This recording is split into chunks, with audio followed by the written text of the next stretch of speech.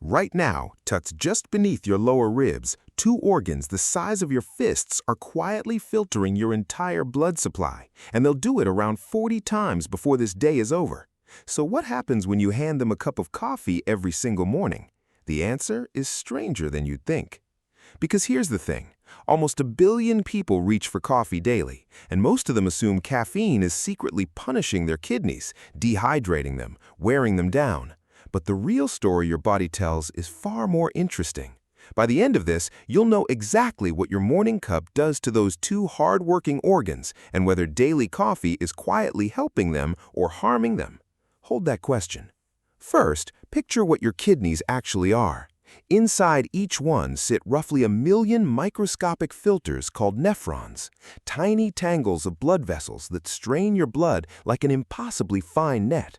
Together, they process about 180 liters of fluid every single day. That's enough to fill a bathtub and then some. Out of all that, you only pee out 1 liter or 2. The rest? Reabsorbed. Your kidneys decide, drop by drop, what your body keeps and what it throws away. Now, take a sip. Within minutes, caffeine slips through your stomach and small intestine into your bloodstream, and it travels everywhere, including straight to those filters. Caffeine has a half-life of around 5 hours, meaning 5 hours after that sip, half of it is still circulating. So if you drink coffee through the morning, your kidneys are working alongside caffeine for most of your waking day. But here's where it gets interesting.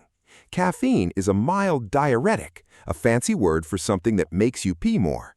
It blocks a molecule called adenosine, and in your kidneys, that nudges them to hold back a little less sodium.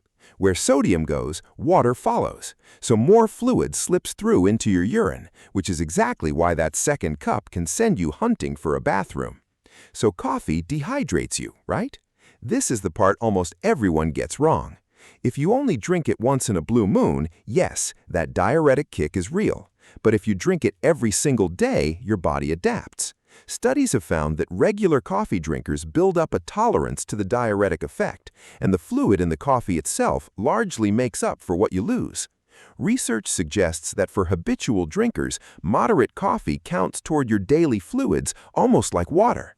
Your kidneys, in other words, learn your habit and adjust. But here's the strange part. Caffeine doesn't just change your urine, it briefly changes your blood pressure inside your kidneys too. Right after a cup, caffeine can nudge your blood pressure up for an hour or two, and it can temporarily speed up that filtration rate. For most healthy people, this is a small passing ripple. The same tolerance that calms the diuretic effect blunts the blood pressure bump over time. But it's why someone with already high blood pressure or existing kidney trouble might be told to watch their intake more carefully. So now to the big question. Day after day, year after year, does daily coffee wear those filters out? Here's what the research actually shows, and it surprised a lot of scientists. Large studies tracking people for years have generally found that moderate coffee, think 3 to 4 cups a day, isn't linked to kidney damage in healthy people. Some have even found that regular coffee drinkers had a slightly lower risk of developing chronic kidney disease, possibly thanks to the antioxidants packed into every cup. Now, this is observational research, so it shows a link, not proof of cause, and that's a genuinely honest place where the science is still being worked out. What about kidney stones, the thing coffee gets blamed for most?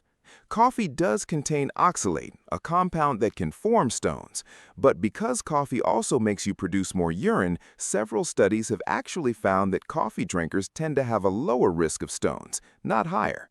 The extra fluid seems to win out. Your body, once again, doing something more clever than the simple story suggests. So put it all together, and here's what's really going on. That daily cup isn't quietly grinding your kidneys down. Hour by hour, it slips in, makes you pee a little more, briefly raises your filtering pace, and then your body, with its remarkable knack for adapting, settles into a new normal, where moderate coffee is something your kidneys handle with ease. For most healthy people, the answer to our question is that drinking coffee every day doesn't appear to harm your kidneys, and may even sit alongside some benefits. The key word, though, is moderate.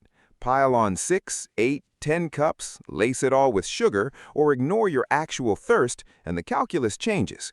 And this is the part worth saying plainly. This is general education about how your body works, not medical advice. Your kidneys, your blood pressure, your health are uniquely yours. So if you've got kidney concerns or you're wondering what's right for you, that's a conversation for your own doctor, not a video. But how amazing is it that two fist-sized organs quietly run a bathtub of fluid through themselves every day and barely ask for a thing in return?